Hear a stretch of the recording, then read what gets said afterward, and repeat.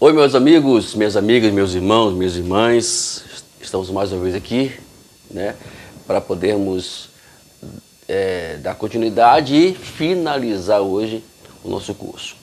Mas, antes de tudo, eu queria fazer algumas considerações antes. A primeira dela é pedir seu like. Se você não inscreveu no canal, inscreva no canal, divulgue, compartilhe o canal, para a gente poder avançar aí e outras pessoas virem a ter acesso, né, ao nosso vídeo, aos nossos cursos, tá bom? E você que não tem apostila e você quer participar do curso, só nos pedir a apostila que estaremos enviando para você, que com certeza será um maior prazer, mas para isso você precisa deixar aí o seu comentário, aí no comentário aí que eu quero a apostila, eu estarei respondendo você, enviando meu contato. Na verdade, eu até coloco o meu contato aí, você já vai diretamente ao meu contato, se quiser, para a gente poder já enviar as apostilas para você, envia o WhatsApp. Bom, estamos hoje terminando o nosso curso. O curso é Conhecendo Deus, Fazendo a Sua Vontade, Experiências com Deus, tá bom?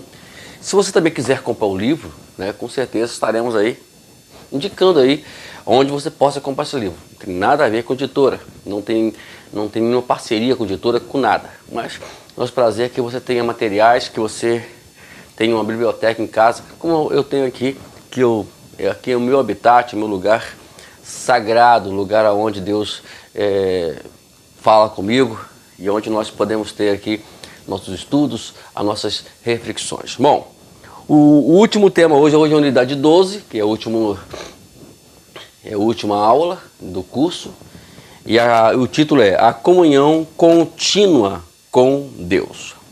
Vamos aqui, como de costume, lermos a introdução, que diz assim: o reavivamento em Saxton, ou Sexton, não sei como que fala isso, mas eu sei que mais ou menos isso, é o Saxton ou Sexton, mas eu vou sempre pronunciar Saxton. Se caso não for, não me perdoe a minha pronúncia aí, não sou muito bom de inglês não. Vamos lá, eu não sou nada de inglês, né?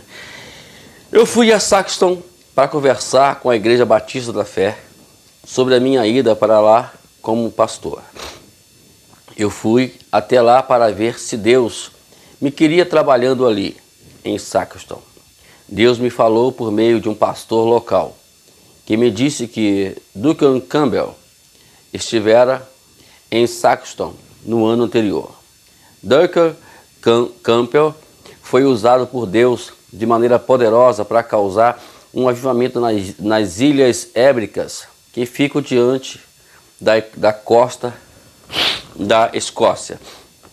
Duncan disse que na noite anterior ele havia recebido de Deus a certeza de que o fogo de um revivamento iria se acender em Saxton e se espalharia em todo o Canadá. Isso mexeu com as minhas entranhas.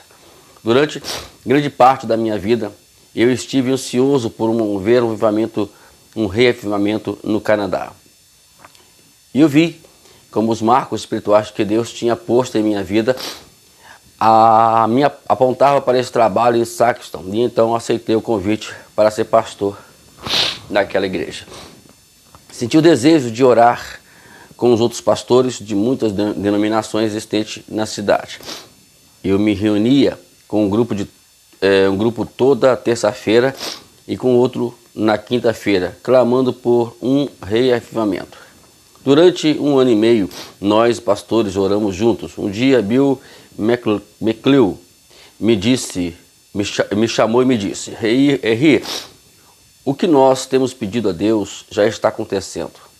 Ele me disse então que sua denominação havia terminado uma semana de conferência. Havia dois diáconos em sua igreja que eram irmãos, mas não falavam não havia 6 anos. Numa das noites, eles saíram de onde estavam sentados, atravessaram todo o salão, se abraçaram, choraram, renovaram seus laços de fraternidade. Uma emoção profunda caiu sobre a congregação. Os cultos continuaram e muitas pessoas da comunidade cristã começaram a participar. A multidão superou a capacidade de templo da igreja de Bill. Fomos para o templo da igreja anglicana, onde cabiam 700 pessoas. A primeira noite ele ficou cheio. Fomos para a igreja de Aliança. Cabiam 900 pessoas. Em 2 noites já não cabia mais ninguém. Novamente tivemos de mudar e fomos para a Igreja Unida, onde cabiam 1.500 pessoas. Durante 7 semanas e meia tivemos cultos ali que geralmente iam de 20 até as 22 horas ou 23 horas. Todas as noites tínhamos uma reunião complementar, na qual as pessoas permaneciam sendo aconselhadas e eram levadas a se acertar com Deus. Por vezes ficávamos até 4 ou 5 horas da manhã e a partir daquele despertamento, um verdadeiro avivamento se espalhou por todo o Canadá e atingiu muitos lugares em todo o mundo. Aqui nós temos um exemplo muito prático que pessoas têm do que é o avivamento. As pessoas têm assim uma ideia meia distorcida do avivamento e pedem reavivamento, pedem avivamento e algumas delas não têm ideia nem que está pedindo. Não tem ideia do que é avivamento. Antes de você orar por um avivamento, precisamos primeiramente entender o que é avivamento. Esse é o primeiro ponto importante que você não pode pular ele. Porque se nós não fazermos isso, com certeza a gente não vai entender o que é avivamento. Porque uma coisa é um movimento do espírito e a outra é um despertamento. Então o despertamento, sim, é avivamento. E aqui nós vemos aqui o caso que o pastor Bill, ele passou para o pastor Henry, o que? Olha, existia 2 diáconos que não conversavam durante, segundo aqui, uns 6 anos. Eles não conversavam e naquele dia os 2 se abraçaram, choraram e voltaram novamente à comunhão. É isso que é avivamento. É isso que temos que pregar nas nossas igrejas, é isso que temos que ensinar para as nossas igrejas, é isso que temos que buscar dentro das nossas igrejas, e principalmente porque na família é onde está o problema maior desse tipo aqui. Vamos lá, o texto para decorar a semana está em Hebreus, capítulo 10, versículo 24 a 25, diz assim: consideremos-nos uns aos outros para nos estimularmos ao amor e às boas obras. Não abandonamos a nossa congregação, como é costume de alguns, antes admoestemo-nos uns aos outros, tanto mais quanto vedes que se vai aproximando aquele dia. Texto maravilhoso de Hebreus. Vamos lá? Dia 1 hoje. O dia 1 é o remédio de Deus para a comunhão quebrada. Vamos lá? Hoje é o dia 1. Quando eu falo dia 1, o livro é dividido em 5 partes. Ok? Então é dia 1, 2, 3, 4, 5. Vamos lá. A coinonia não é algo opcional para o crente, como também não é para a igreja. Estar em Cristo e ser membro do seu corpo exige uma comunhão com o Cristo vivo. O relacionamento de amor, a coinonia, a comunhão que você tem com Deus, é o aspecto importante do conhecê-lo, de conhecer sua vontade e ser capacitado a realizá-la. A coinonia é essencial para indivíduos e igrejas experimentarem a vitalidade que vemos nos crentes no Novo Testamento. A comunhão íntima com Deus, com seu Filho Jesus Cristo, produz comunhão entre os irmãos e irmãs em Cristo. Só Deus pode produzir uma coinonia, que é a comunhão genuína. A expressão suprema dessa comunhão viva é manifesta quando pessoas com diferenças tão marcantes se juntam em um relacionamento vivo e espiritual. Uma coisa bem clara, não existe opção se eu vou ou não ter comunhão com meu irmão. Esse é um problema muito sério. E as pessoas, eles querem achar que existe uma opção. Não. Ela é algo estabelecido por Deus. Só vamos, enfim, dizermos que estamos com Deus, que estamos com Cristo, que eu estou em comunhão com Cristo, se nós tivermos comunhão com o nosso próximo.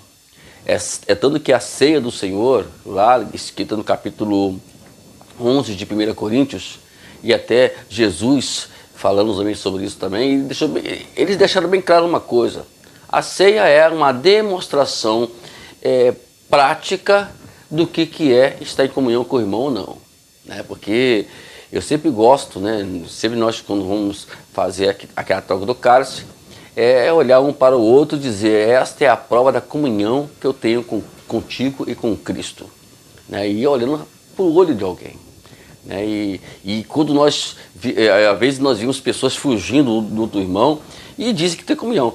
Aí entra a questão da tomar a ceia indignamente, né? Porque a ceia é demonstração de comunhão. É ali o momento que vamos estar aí e existe aquelas questões todas de fugir e tal, mas não tem jeito, tá bom?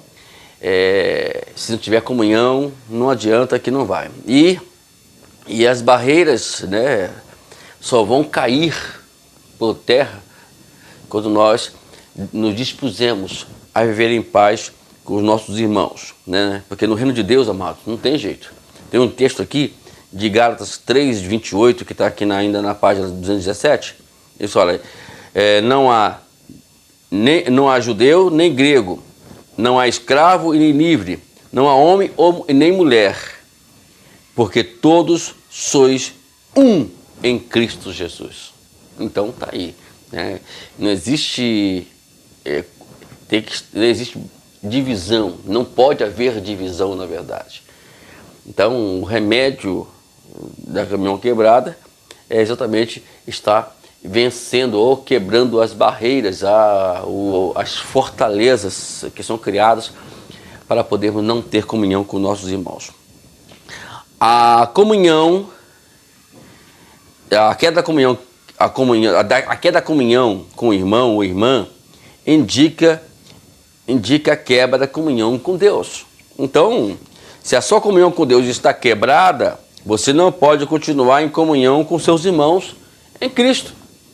Então começa tudo, porque a forma de nós julgarmos ou termos a certeza que estamos em comunhão com Deus ou não, é a nossa convivência com nossos irmãos, a nossa forma de pensar, a nossa forma de olhar, a nossa forma de julgar os nossos irmãos. Tudo isso vai demonstrar ou indicar se eu estou bem com Deus ou não. Então, é fácil fazer isso. Então, você quer saber como está a sua vida com Deus? É simples, né? Você vai lá e verifica como está a sua vida com seus irmãos. Se você tiver em comunhão com seus irmãos, irmão, com certeza você está bem com Deus demais. Vamos lá. O pecado quebra a coinonia com Deus. Porque o pecado, na verdade, vai ofender o seu próximo, né? Não tem como não fugirmos disso. Nós temos aqui aqui os livros falam sobre transgressão, iniquidade e mal. No capítulo 32 de Salmos, vai lá falar um pouquinho sobre isso. Até o próprio Davi, ele descreve a sua situação com Deus após ali o pecado com Betseba. Vamos lá? Aqui fala que erramos o alvo estabelecidos pelo propósito divino. Toda vez que você erra o alvo do propósito que Deus tem para a sua vida, automaticamente caracteriza pecado. Isso é pecado. Quer dizer, Deus pode ser a coisa mais mínima possível. É pecado, não tem jeito. Outra é transgressão, rebelando-nos contra Deus e recusamos a segui-lo. Aí entra numa questão de consciência. Você sabe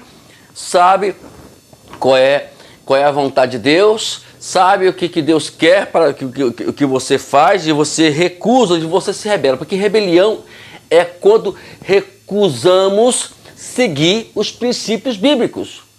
Rebelião é simplesmente isso. Toda vez que nós, ou qualquer um de nós, recusamos a seguir os princípios bíblicos, já caracteriza-se também rebelião. E a outra é iniquidade. É quando cometemos atos de maldade, impiedade ou imoralidade. Então vamos lá. O pecado o pecado e transgressão. Eles podem ser resolvidos praticamente. É só você não fazer mais. Agora tem um problema da iniquidade, que é aqueles pecados contínuos, né? Porque quando a pessoa vai lá e ela comete um erro hoje e ela continua. O fato de você, por exemplo, adulterar hoje, ou você matar hoje, você roubar hoje, isso pode muito bem ser resolvido da seguinte forma: não fazer mais. Agora, se dá continuidade, já caracteriza-se iniquidade. Você está cometendo, né, o pecado contínuo. Tem o pecado que às vezes acontece por um lapso ou por uma falta de vigilância, e tem aqueles contínuos, que não já é mais lapso, né? Já se entregou completamente ao pecado. Isso quebra completamente a comunhão com Deus, ok? Agora tem uma coisa interessante aqui, que eu li aqui, né? Quando você peca contra Deus, a sua comunhão com Ele se quebra. No Antigo Testamento, esse relacionamento quebrado é simbolizado pelo rosto de Deus escondido. Entenda só, o nosso rosto inclui os principais órgãos da comunicação. Vamos lá, o olho vê, o ouvido ouve, a boca fala. E embora Deus não tenha um corpo físico, o rosto de Deus representa para os hebreus a presença, a aceitação e a aprovação dele. Para Deus, virar o rosto era um sinal de rejeição e reprovação da sua ausência. Na teologia, né, no curso teológico, nas academias teológicas, nós chamamos isso de... Está dentro do assunto, dentro da disciplina chamada hermenêutica. E esse é e lá explica sobre a antropomorfismo, que é uma linguagem que atribui a Deus ações e faculdades humanas. Por exemplo, Deus não tem corpo, mas aí ele usa as próprias atribuições, né, de uma faculdade, de um ser humano, para poder exemplificar a sua ação contra o seu povo. Por exemplo, quando ele vira o teu rosto, isto é, ele não está mais com seus olhos sobre você, rejeitou, não quer mais olhar para você, não quer mais ouvir e nem falar contigo mais, usando, né, os principais órgãos que nós temos aqui no rosto. Tá ok, amados? Nós temos aqui alguns versículos, por exemplo, Isaías 54:8 diz o seguinte: nenhum ímpido de dignidade escondi de ti por um momento o meu rosto. Aí temos também aqui Isaías 57:17. Por causa da iniquidade e da avareza, me indignei e o feri, escondi e indignei e me irei. Isaías 64:7, escondeste de nós o teu rosto e nos consumiste por causa das nossas iniquidades. Jeremias 33:5, escondi o meu rosto dessa cidade por causa da tua maldade. Então tá aí um exemplo disso aí, tá ok? Virando a página 218, né, temos aí mais aqui para podermos falar. Deus não esconde o seu rosto por estar com medo. Ele faz devido à sua ira diante do pecado. Agindo assim, Deus impede a experiência da sua presença, mostrando a sua rejeição ao pecado e a sua recusa de ver, ouvir e falar.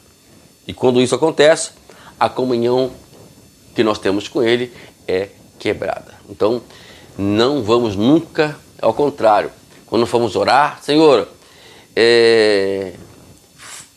fala comigo face a face, resplandeça o seu rosto sobre mim, como diz lá em Números, ok? Agora, como fazer isso? Qual é o remédio, né? Aqui nós temos algumas coisas. O que é a disciplina, né? Como diz lá em Hebreus, capítulo 12, versículo 1 até o 11, fala que a disciplina é uma demonstração extrema do amor de Deus. Se Deus disciplina, é porque Ele nos ama. É como um pai que vai disciplinar seu filho por ele cometer um erro. Então, quando nós cometemos o erro, com certeza, Deus vai nos disciplinar. Não para poder nos punir, mas para nos ensinar, para que nós viemos desviar-nos do mal, não andar segundo o mal, porque eles, é bem sério, eu gosto muito de dizer isso quando eu vou pregar e falo isso constantemente. Em Jeremias 29:11, Deus pensa coisas boas ao nosso respeito. Então, se Ele pensa coisa boa ao nosso respeito, tudo que Ele fizer para nós é para o nosso bem. É para a gente poder não errar, porque os nossos erros não vão ofender a Deus, vai ofender a nós mesmos. Nós vamos ser prejudicados pelos nossos erros. Ainda querem culpar a Deus por causa da miséria que existe no mundo, pelas tragédias que existem no mundo. Tem essa coisa, mas as tragédias quem faz só é o homem. Tem que culpar o homem. Se temos que punir alguém, pune o homem. Agora, como fazer isso? Como resolvermos isso? Primeiro, são duas coisas fundamentais que precisam fazermos. Primeiramente, reconhecer, isto é, confessar. Confessar os nossos pecados. Quando nós confessamos, nós primeiramente reconhecemos que estamos errados. E isso é um fator muito importante. Você reconhecer os seus erros. Então confesse o seu pecado. E em segundo lugar, após confessar, após reconhecer os seus erros, se arrepender, isto é, não mais fazer isso. E arrependimento é ao contrário de remorso, ele apenas você sente que você fez alguma coisa errada e você sente aquela coisa que você cometeu um erro contra alguém. Mas o arrependimento, na verdade, ele vai levar uma tristeza. Ele vai ficar triste pelo algo que ele fez e por causa dessa tristeza ele não vai fazer mais. Isso é o metaloi, né, que fala, né? Metanoi, é o grego metanoi. Arrependimento é isso. Então, arrependimento e confissão dos pecados sempre tem que andar juntinho um com o outro. Deixa eu ler essa parte aqui, que eu sinalei que tem que ler tudo, né? Eu quando faço isso porque são uns fatos muito importantes. Vamos lá. Quando você peca, o Espírito Santo convence do pecado. Deus quer que você se mantenha sempre num relacionamento adequado com Ele. Quando você não responde ao convencimento do Espírito Santo, Deus, então, submete você à disciplina. A disciplina de Deus tem sempre o objetivo de trazer a pessoa de volta à coinonia com Ele. Se você não responde imediatamente à disciplina de Deus, Ele fará recair sobre você julgamento ainda mais severo, a fim de obter a sua atenção. Aí você pode ler e ver isso em Levítico 26, ok? Estou aqui assinalando para você. Os julgamentos de Deus podem recair sobre a sua família, uma igreja, uma denominação, ou até mesmo sobre uma nação inteira. Quando Deus faz o julgamento sobre o seu povo, Ele também se oferece para perdoar e trazer cura para a terra. Temos aqui um versículo mais conhecido referente a isso, que é 2 Crônicas, capítulo 7, versículo 13 e 14, que diz assim: se eu cerrar o céu de modo que não haja chuva, se ordenar os gafanhotos que consumam a terra, ou se enviar a peste entre o seu povo, se o meu povo que chama pelo meu nome se humilhar, orar e buscar a minha face, viu? Buscar a presença dele, buscar a aceitação dele, né? Então isso é muito importante. E se desviar dos seus maus caminhos, que é arrependimento, então eu ouvirei do céu e perdoarei os seus pecados e sararei a sua terra. É tudo que Deus quer, é isso, né? Então, o remédio de Deus para a restauração de comunhão com Ele envolve humilhar-se, orar e buscar a sua face, isto é, buscar, experimentar a sua presença e arrepender-se, que é afastar do pecado, e assim por diante, ok? Depois você, com calma, também leia aí Números, capítulo 6, versículo 24 a 26 também, que é um versículo muito importante também. Vamos lá? Dia 2. Aqui vamos falar agora sobre o dia 2, os elementos essenciais da koinonia. Então vamos lá. Quais são esses elementos? Muito importantes também. Primeiramente, vamos lá. Koinonia é um relacionamento de amor e uma comunhão íntima. Deus é um elemento básico. Com Deus é um elemento básico da salvação da vida eterna. Muitas pessoas querem ir para o céu, querem viver a vida eterna com Deus. Vamos dizer assim, vamos tirar essa expressão. Querem ir quer viver eternamente com Deus. Mas para viver eternamente com Deus, nós temos que buscar a Deus. Né? Buscar a Deus. Aí, na página 221, temos aqui os elementos, que a qual são essenciais para a koinonia. Primeiramente, número 1, temos de amar a Deus com a totalidade do nosso ser. Amar a Deus. Esse é o primeiro e o grande mandamento, como Jesus falou lá em Mateus, capítulo 22, versículo 37 e 38. É muito importante. Às vezes a gente vive muito, sabe, em questões materialistas, né, como dinheiro, família. É claro que, tudo bem, você tem que amar a sua família, mas amar a Deus tem que estar acima de qualquer coisa. Hoje em dia, vivemos num mundo tão assim cruel, pessoas maldosas. Nós podemos ver que Jesus, lá no capítulo 24, versículo 12 de Mateus, ele nos trouxe uma advertência, né, por multiplicar a iniquidade. Que iniquidade? Lembra? Eu falei?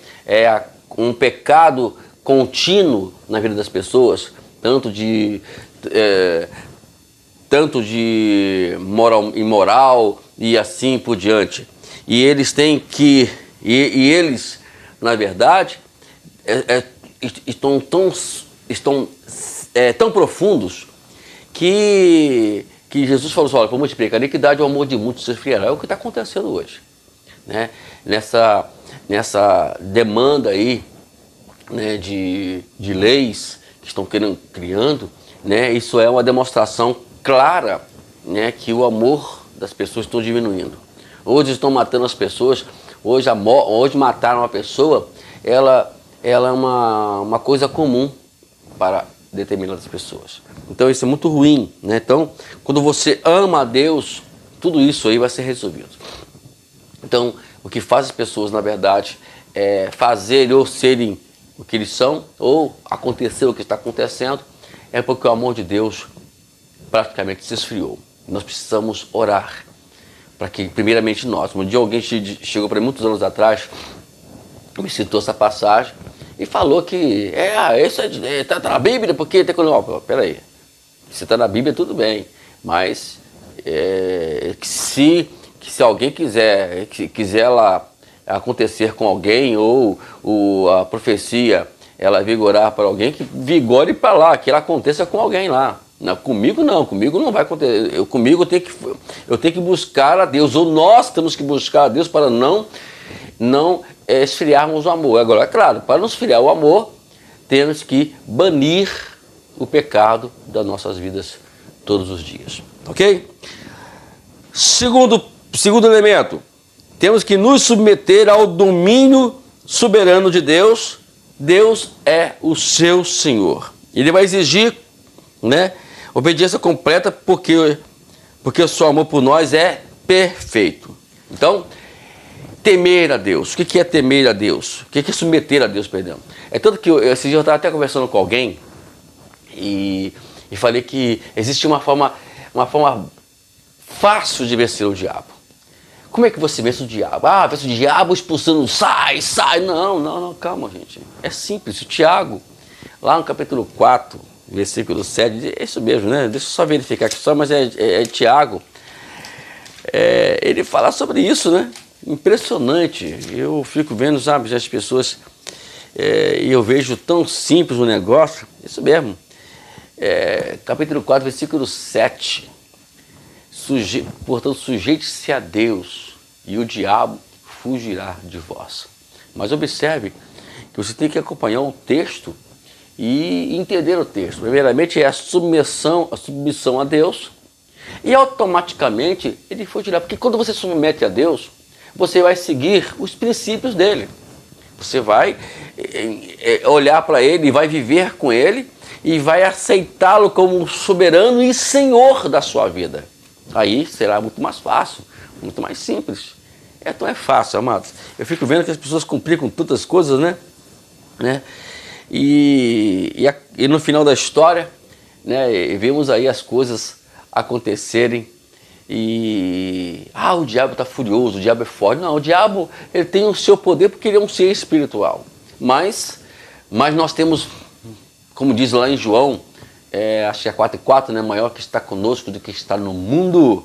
Então nós temos Jesus, nós temos a força total, nós temos o Criador como um Senhor, como um dono das nossas vidas. E quando nós visamos assim, quando nós andamos assim, as coisas mudam. O diabo não tem poder sobre nós.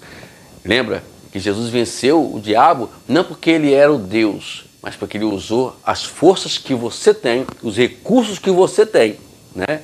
Que eu tenho. Então, os mesmos recursos que Jesus usou é o que Deus nos deu hoje, que é a sua palavra, que é o seu Espírito Santo. Então, não é coisa muito difícil não, tá? É nós que dificultamos. No dia 3 é a segunda parte dos elementos essenciais da coinonia. E o terceiro temos que conhecer Deus de maneira real e pessoal.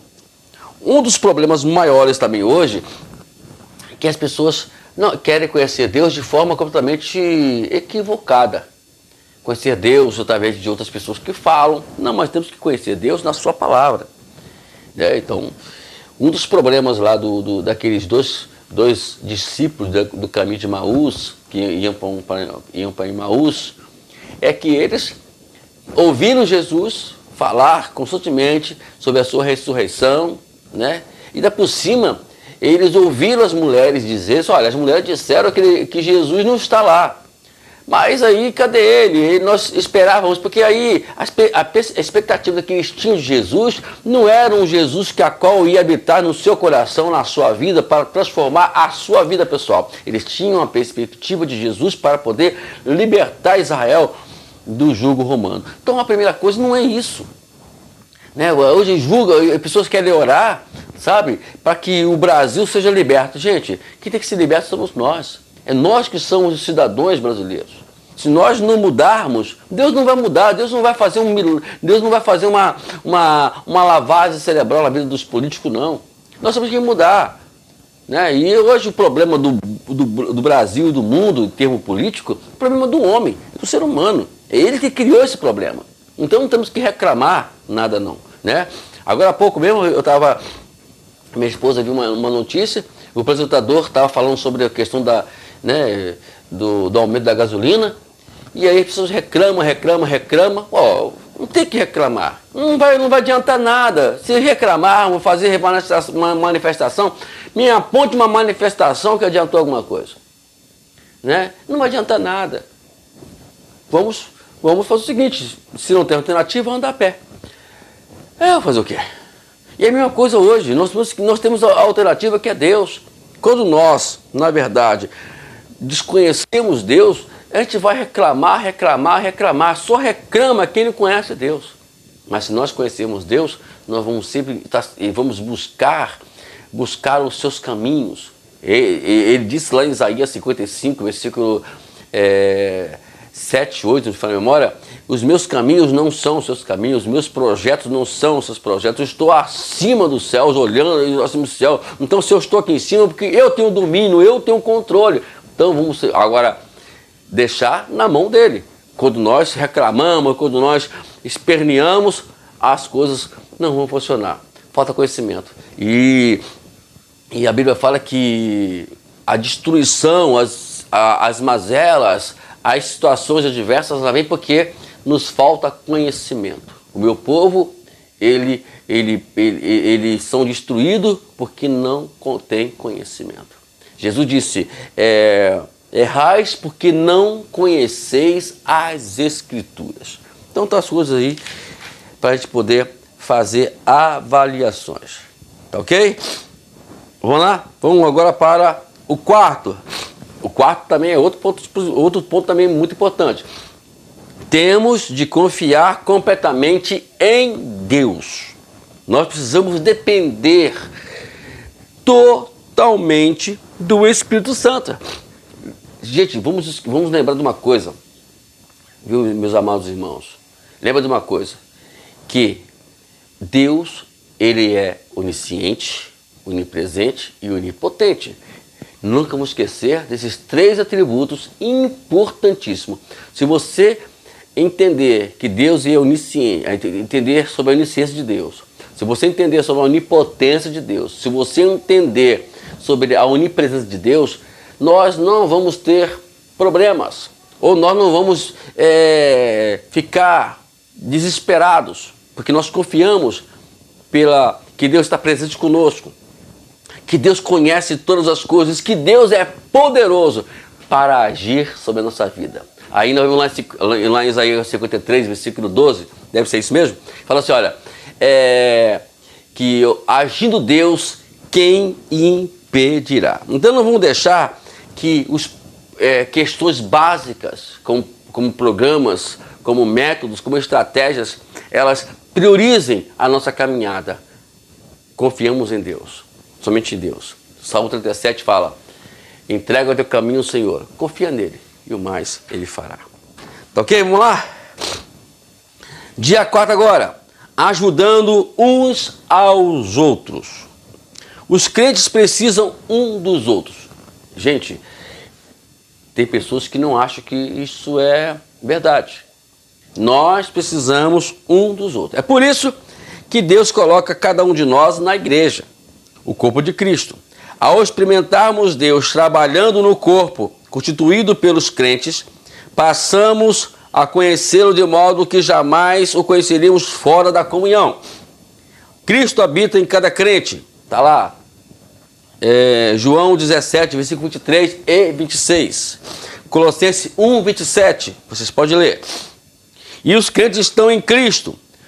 João 17, 21. E 2 Coríntios capítulo 5, versículo 17. Então tá aí. Página 227.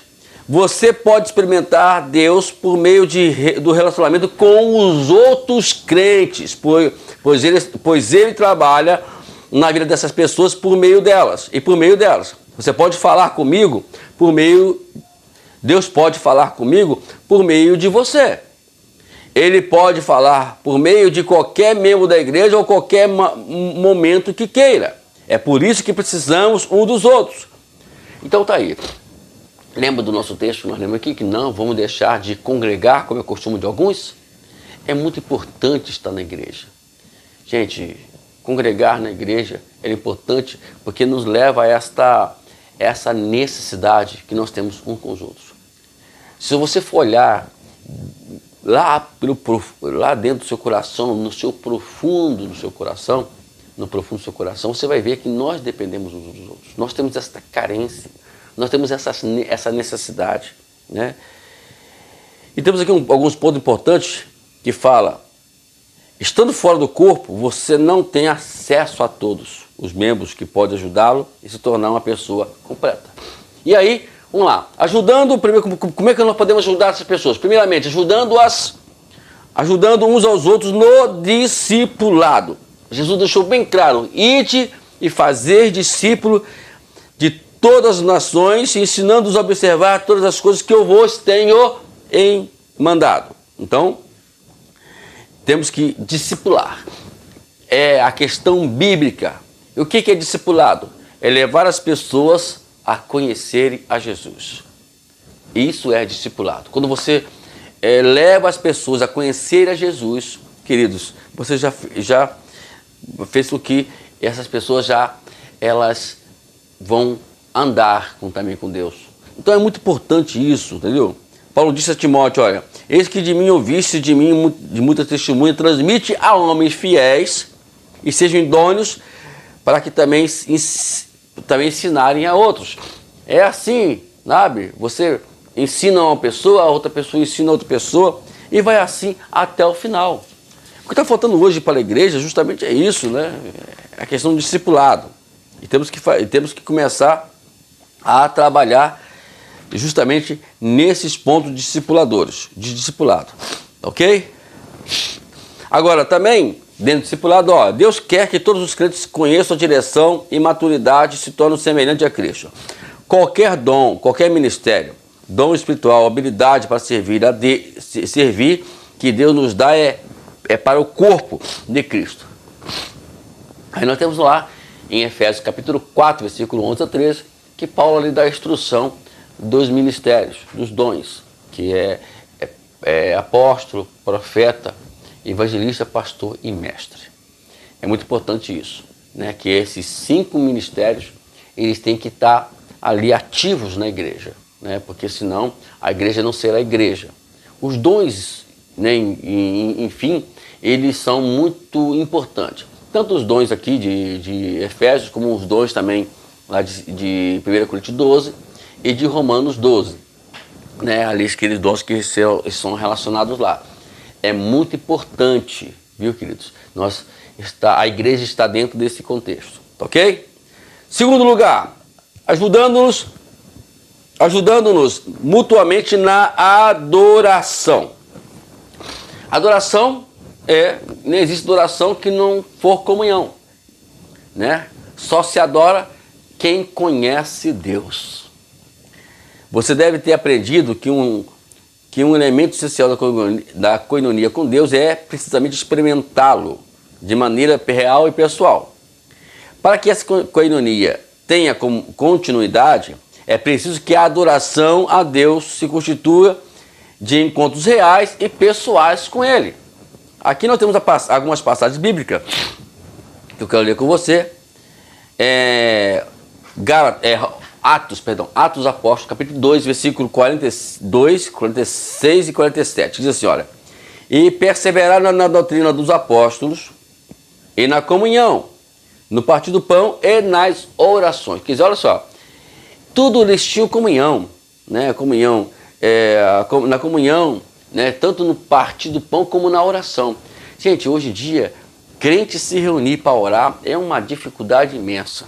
Escola dominical, então, eu sempre falo o seguinte, você quer saber se a sua igreja está avivada ou não, é simples. Nós falamos que isso é avivamento no início aqui da nossa introdução.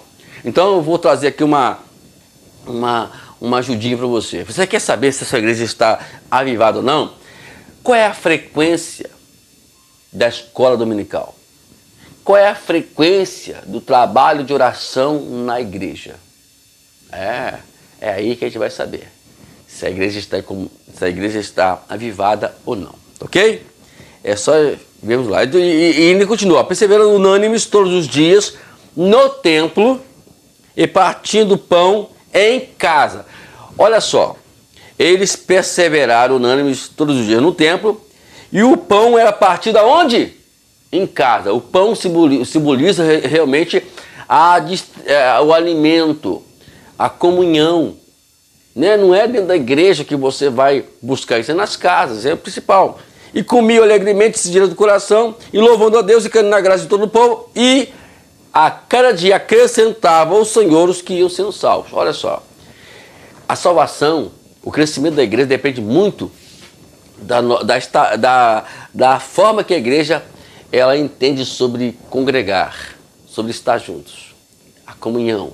Se não existe comunhão, você vai esgoelar, você vai até encher a igreja, porque vai usar estratégia lá, estratégia cá, tem que recorrer a estratégias humanas, né, para poder encher a igreja. Mas esse não é o ponto que Deus quer. Ele não quer que a igreja seja, não quer 1000 pessoas na igreja, ele quer 1000 pessoas firmes com Deus em comunhão. Em Efésios 19, capítulo 5, 19 e 20 fala, falando entre salmos, hinos, cantos espirituais, cantando, esmaldeando ao Senhor no vosso coração e sempre dando graças por Deus, por tudo a Deus e em teu nome, em nome do Senhor nosso Jesus Cristo. Em 1 Coríntios, capítulo 4, 14, versículo 26, 29 até o 33, diz o seguinte: Quer fazer, pois, irmãos, quando vos congregais, cada um de vocês tem salmo, tem doutrina, tem revelação, tem língua, tem interpretação, e faça tudo isso para edificação da igreja. Não é para poder mostrar que você tem alguma coisa, não. E falem os profetas, 2 ou 3, e os outros julguem. Não é ficar aquela falação danada, não. Mas se o outro estiver sentado e for revelado alguma coisa, aí isso é uma ação do Espírito, porque a igreja está em sintonia, cala-se primeiro. Isso já vai ser automático. Porque todos podereis profetizar, cada um por sua vez, para que todos aprendam e sejam consolados, porque Deus não é Deus de confusão, e sim de paz. Então, não existe monopólio de dons. Já ouviu falar disso já? Rapaz, eu nunca usaram essa palavra monopólio, não, mas essa é a palavra certa para usar, né? Com as pessoas que acham que são os absolutos. Não tem aquela coisa que coloca lá uma faixa de anúncio: olha, vai vir o fulano de tal, que dons espirituais, ele revela, ele faz, ele ora, ou o demônio, ele praticamente é um Deus que vai ali, né? É assim que a gente entende. Então vamos sair fora disso aí, tá, gente? Isso aí é furada, né? Não vamos entrar nessa, não, que isso aí não é de Deus, não é de Deus. Bom, nós vamos terminar hoje mais um curso, estamos terminando hoje, graças a Deus. E repito, se você quiser aí as apostilas, que eu faço elas por unidades, né? Faço elas por unidade. Ah, pastor, eu preciso da unidade 1, 2, 3, a gente vai mandar para você, tá bom? E, novamente eu deixo aí o meu contato, entre em contato comigo e com certeza eu com muito carinho estarei respondendo a você e enviando para você aí as apostilas, tá bom? Deus te abençoe. E o próximo curso que vai vir agora é A Mente de Cristo, tá ok? Então você fica ligado aí, também é um curso muito importante. Ele é praticamente a continuidade desse curso, porque esse curso aqui você vai conhecer Deus e vai entender o que é fazer a sua vontade, como fazer a sua vontade. Já a Mente de Cristo já vai te dar a prática, como fazer a vontade de Deus. A Mente de Cristo. Muito bom esse curso. Vocês vão gostar muito também dele, também vão aprender muitas coisas, como eu sempre aprendo quando estou estudando aqui. Deus te abençoe. Até a próxima aula, já sabem, que é a Mente de Cristo. Deus te abençoe.